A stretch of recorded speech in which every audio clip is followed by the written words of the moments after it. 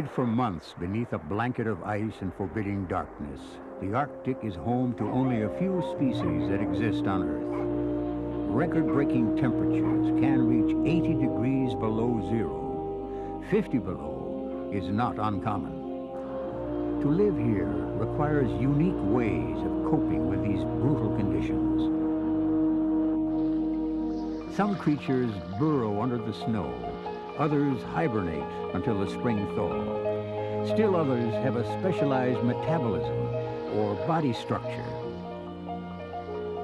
The ivory gull, for instance, can live here year-round and is almost never seen in the south. Its claws are longer and sharper than most birds, which gives it a better grip on the frozen ice.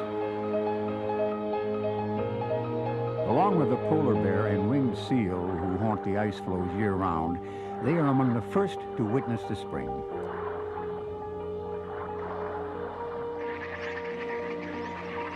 But most animals migrate.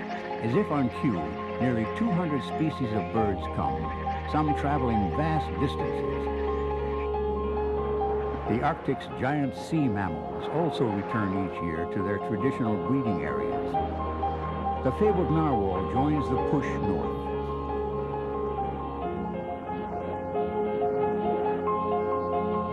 Arctic migration probably began with the massive glaciers that advanced during the last ice age. Thousands of years later, the rituals are no less compelling. Join us at sea and in the air for polar migration.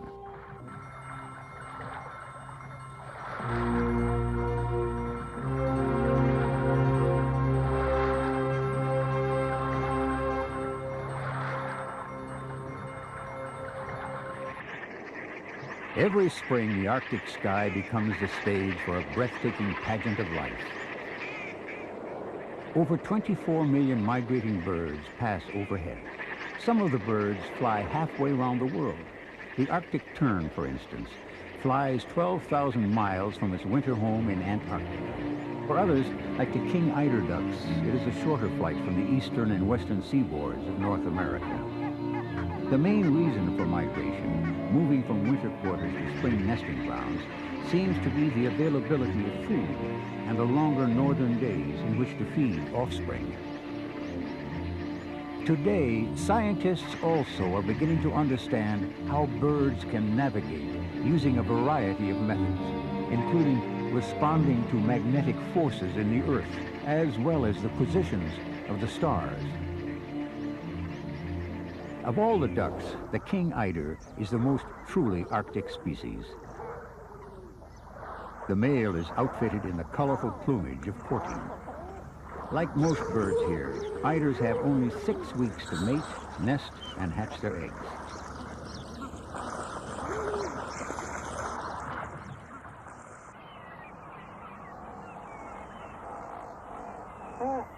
Lancaster Sound, teeming with life, is critical to the reproduction and survival of nearly 1 million pairs of seabirds. The thick-billed murres can remain on the water for long periods. Their feathers are oiled and act as a wetsuit. Under the outer plumage is a heavy down layer which provides warmth. Their wings are too small for hovering or gliding, and they don't scavenge. Practically all their food is caught by diving. Very efficient swimmers, they essentially fly through the water. They can dive to depths of 125 feet or more, hunting for fish and small crustaceans.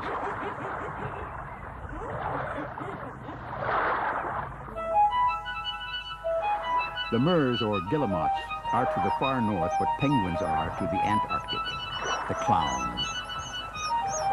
With the black guillemot, courtship begins soon after arrival in the Arctic. It is a crowd affair. Pairs swim around each other in growing excitement.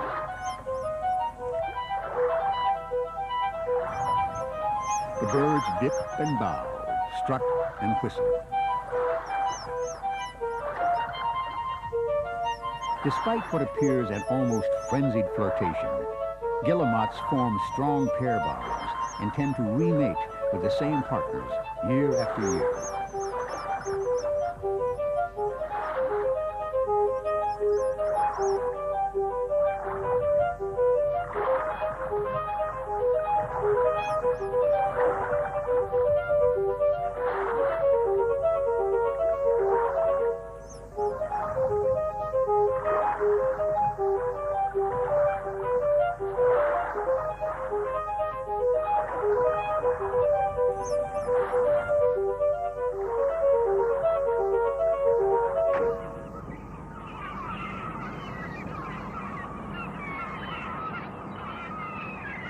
Several species build their nests on cliffs where the eggs are relatively safe from predators like falcons and foxes.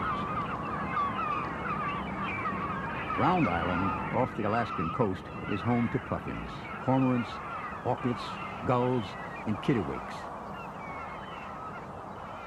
Kittiwakes raise their chicks crowded wing to wing with other pairs on the narrow ledges.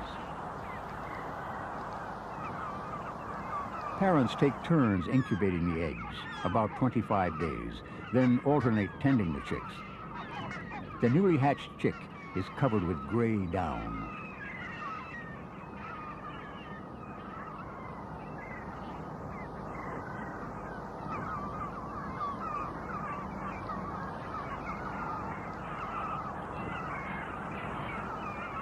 In 6 weeks, the chicks will be ready to leave the nests and will not return to these nesting grounds until 3 years later, when they themselves are ready to breed.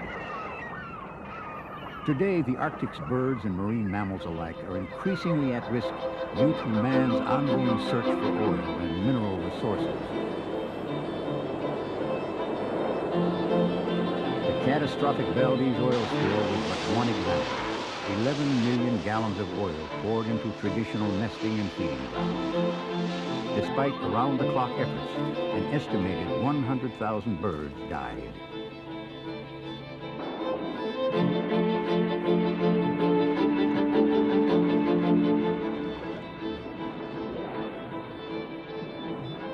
Since the Valdez incident, oil companies have begun to investigate the potential harm oil and the exploration for it may currently bring to the Arctic's wildlife, including the migration routes of the bowhead whale.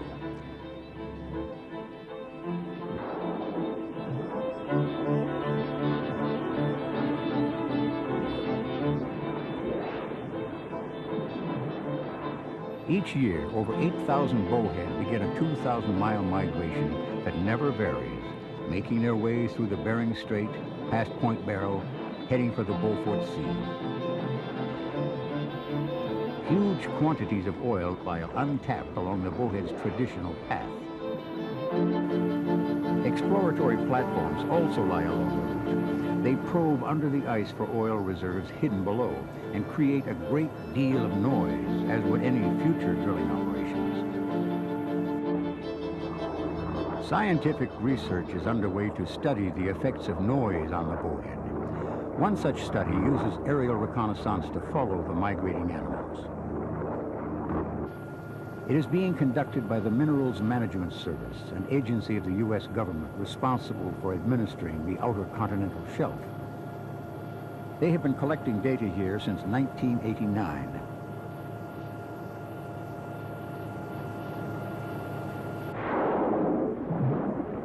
Although the whales are exceptional navigators, at this time of year, with the ice just beginning to open, bowheads have few options. If industrial noise were to bother them, they have no way to bypass it. Project scientist John Richardson. In the past, we've done studies in the open water season of bowhead whales and their reactions to oil industry sounds during the late summer and autumn when there's very little ice around. And at that time, of course, the whales have the option to detour almost anywhere that they want to get around the sounds if they don't want to come close to the source of the sounds. In the spring, they may not have that option because of the ice, and therefore we expect that their reactions in the spring may be a bit different than what we found in the past. A helicopter ferries some of the team 50 miles offshore, where they will set up camp on a moving slab of ice. Channels in the ice that form with each spring thaw are called reeds. For migrating whales, These leads are the only passageway through the treacherous ice. Right now. Over a 2-week period, the scientists will be dropped at different lead sites where they will study the bowhead's reactions to simulated sounds of an oil drilling platform.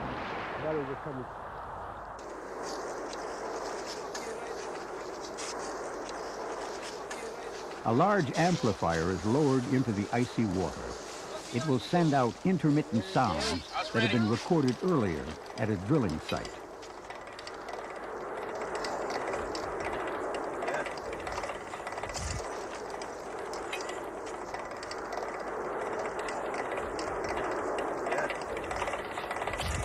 Scientists will monitor when and at what intensity the sounds are playing.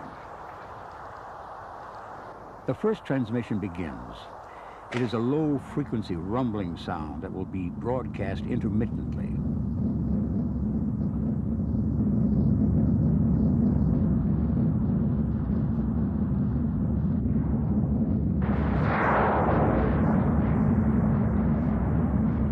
Sometimes the whales pass by beyond visual range, but when they are close enough, surveyors' instruments allow the scientists to measure the successive bearings and distance of the whales from the amplifier. The team can also determine the whale's speed and whether they deviate at any point from their former path. Aerial photographs will later help them count the whale population by identifying individual whales and measuring their sizes. To complement the findings of the ice-based crew, a second team follows the leads, tracking the bowhead from the air. From this vantage point, they are also able to follow the whales for longer distances than their colleagues below, looking for correlations between any changes in the whale's behavior and the intermittent drilling sounds. Yesterday, when we were observing whales passing the sound projector, we had the projector set up along the side of a very long, narrow lead, just a couple hundred meters wide, but 12 kilometers or so long. The whales were swimming from a distance of 5 or 6 kilometers, behaving normally as they swam up towards the projector. And then when they got within a few hundred meters, we started to see some changes in their behavior, indicating that they weren't too pleased about having to come that close to the sounds.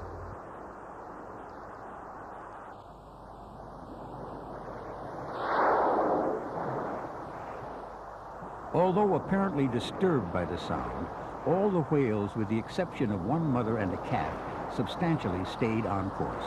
But the question remains, will noise disturbance lead to long-term changes in behavior? At this point, it's too early to say whether there's any possibility of actually blocking their migration temporarily or for longer. If there were a very strong noise source right in the middle of the lead, we can't rule that out yet, but we haven't seen any firm evidence of it so far.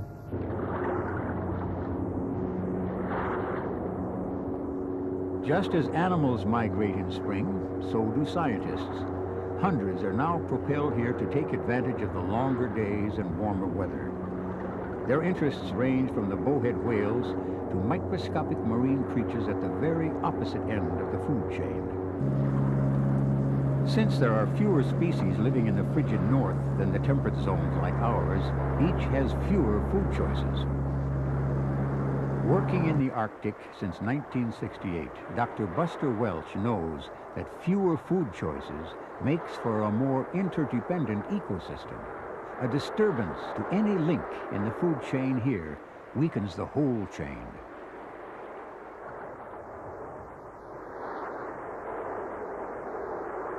In Resolute Bay, Canada, Welch and his team regularly sample marine life by trawling and other techniques.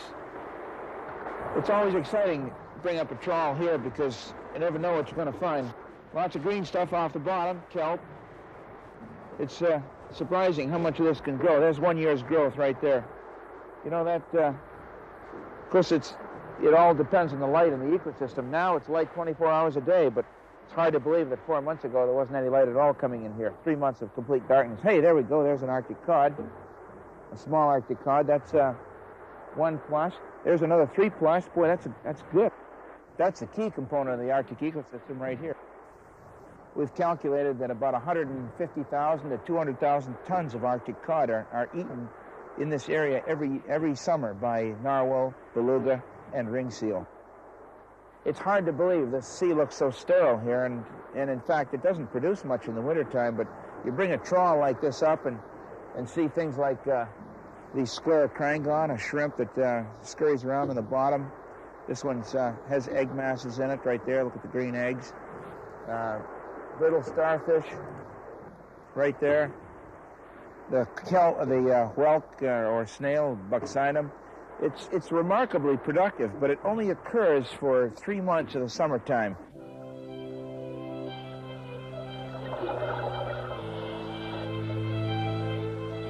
Beneath the winter ice, no light has penetrated for 3 long months. Scientists wrongly assumed this meant the Arctic Ocean was sterile. We now know that with the arrival of the summer sun, photosynthesis begins, and all up and down the food chain, the ocean bursts forth with life and color. Radiant soft coral, feathery anemones thrive.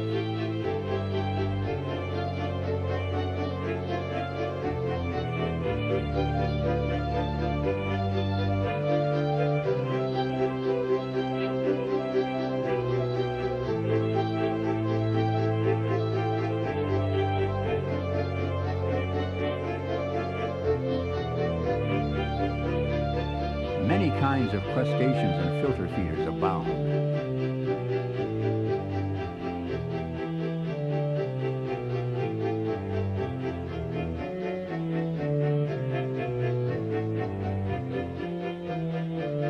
Shrimp hunt the seabed in search of food.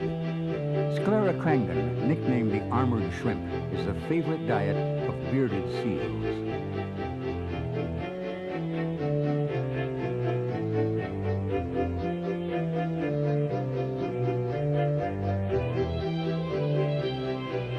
Hundreds of brittle starfish, not much bigger than coins, can be found crowded on a single square yard of the ocean floor.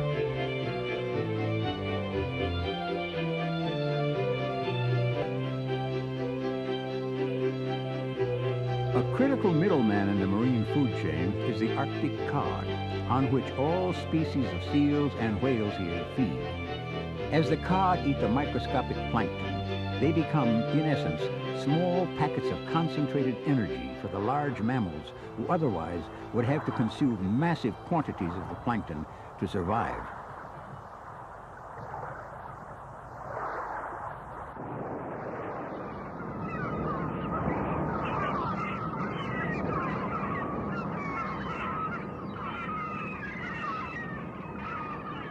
Birds and belugas come to feast on the huge schools of cod that arrive each summer.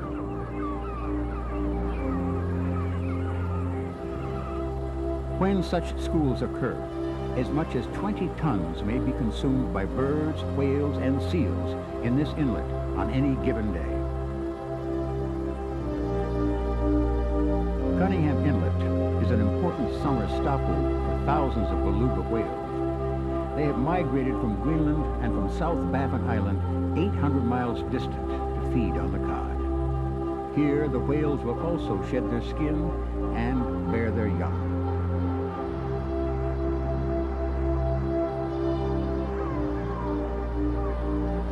This is one of the largest concentrations of whales in the Arctic.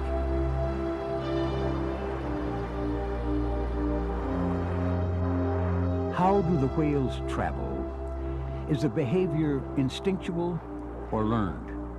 The sheer numbers, plus the easy access to the whales in Cunningham Inlet's shallow waters, lures scientists every year. Tony Martin of the Sea Mammal Research Unit has been studying the beluga here for 4 years. The work we're doing here in the high Arctic is essentially trying to learn about the behavior of beluga whales using satellite transmitters. These are small radio transmitters which we fit to the back of animals here in Cunningham Inlet. And the transmitters can tell passing satellites not only where the animal is, but also what kind of behavior the animals have been conducting over the past hours or minutes.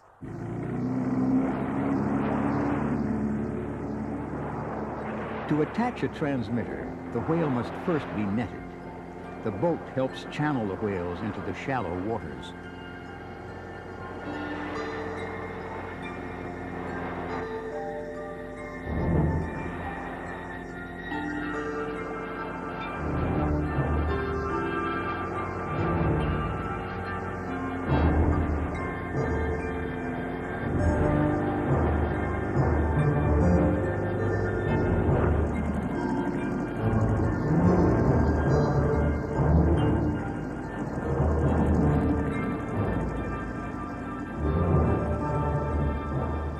The first beluga seems to swim right into the net.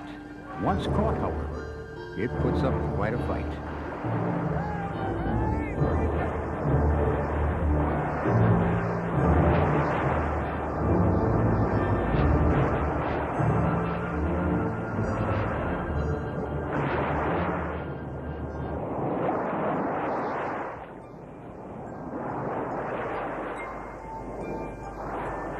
Each field season, 3 new whales are fitted with transmitters on their dorsal ridges.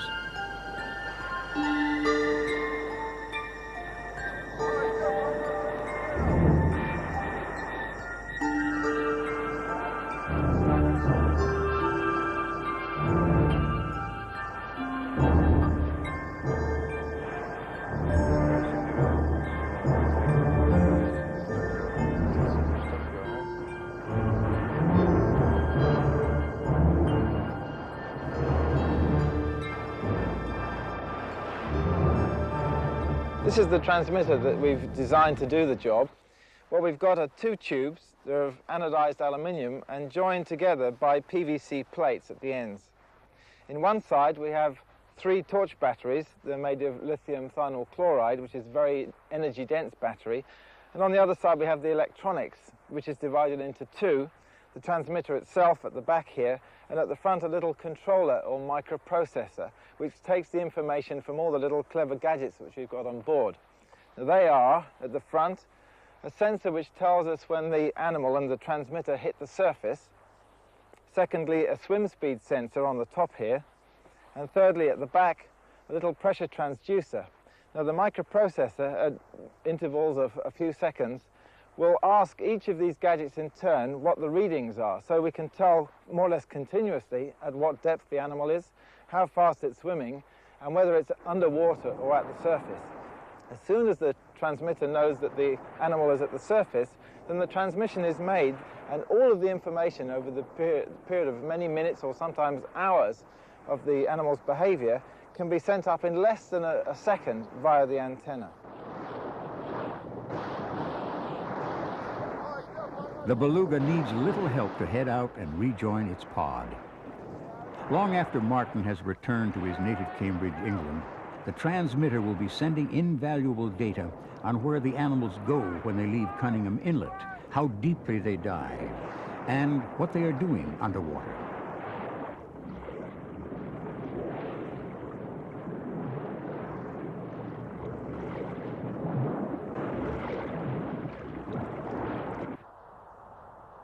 For the next several weeks, Cunningham Inlet will remain crowded with belugas. Then, as winter approaches, the whales will begin to retrace the route they have traveled for millennia.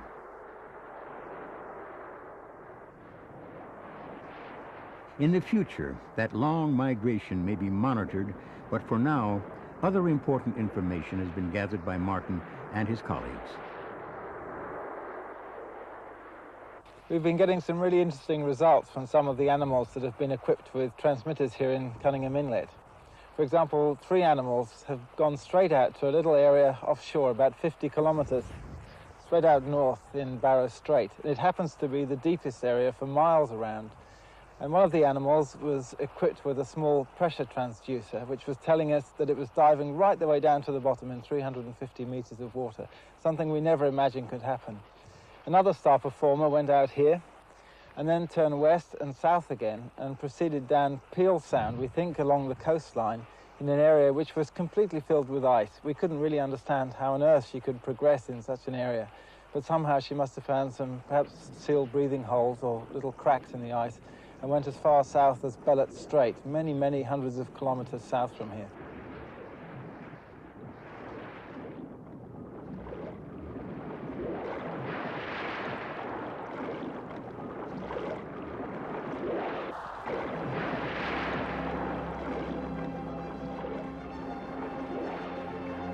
Perhaps no animals are as intriguing to human beings as the ones that go where we cannot, hidden below the ocean depths or soaring through the clouds. Increasingly today, we are able to probe their ancient secrets with modern scientific technologies.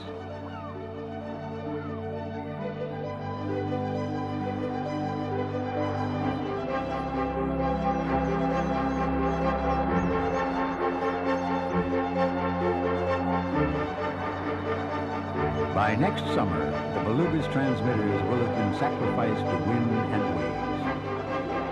But for many weeks ahead, these animals, no longer elusive or anonymous, will send back their data. In the years to come, new techniques will evolve. Other scientists will brave the Arctic's rigors. Slowly, from disjointed puzzle pieces will emerge a clearer picture of the infinitely fascinating